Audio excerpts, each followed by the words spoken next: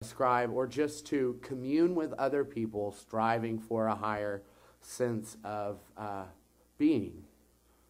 I don't know. I get lost. I think we all do. This has been going on for an hour and a half, so forgive me.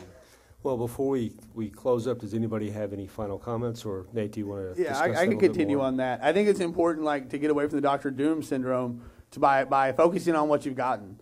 Let's point something out right now. Right now, we're in a it's not a homosexual church, but it is a church that is catered, says we welcome anybody, and it gets the reputation of being a gay church or whatever. But 40 years ago, we wouldn't have been here, because 40 years ago, homosexuality was a mental disease. It was right there in the DSM. Anybody can read it. It was there.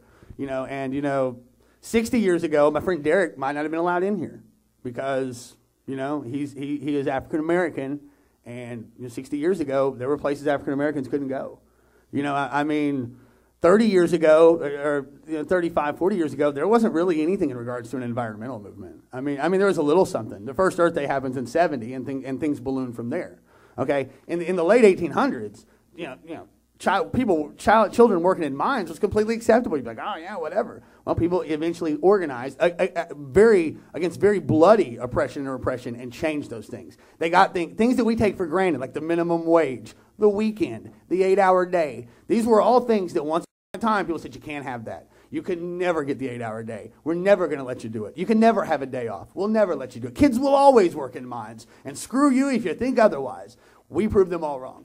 All of that has been building forward, and we continue to move forward. And I think Ezekiel Adamowski has the right idea about that, in that the left should be seen not as somebody who comes and gives you terrible prescriptions and then doesn't follow up, but somebody that is, but it's a group of people that are always trying to move forward ethically, morally, socially, politically, etc. We can get into Dr. Doom syndrome, but we should also take a tremendous amount of time to point out how far we've come, how radically different 2008 is from 1908. I mean, radically different in ways that we couldn't even imagine. In 1908, if we had this meeting, we're going to go outside. We might even get outside. The Pinkerton men and the local police are going to be there to greet us. And, and by greet, I mean beat. Because that's how they greet people. Things have changed. In a lot of ways, things are better than ever before. In a lot of ways, things are really bad.